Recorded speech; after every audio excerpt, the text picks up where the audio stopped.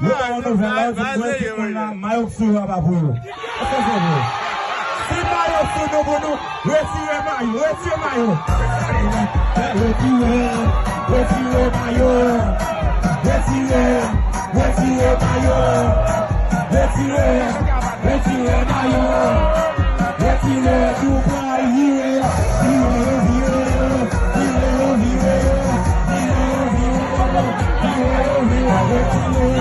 Retire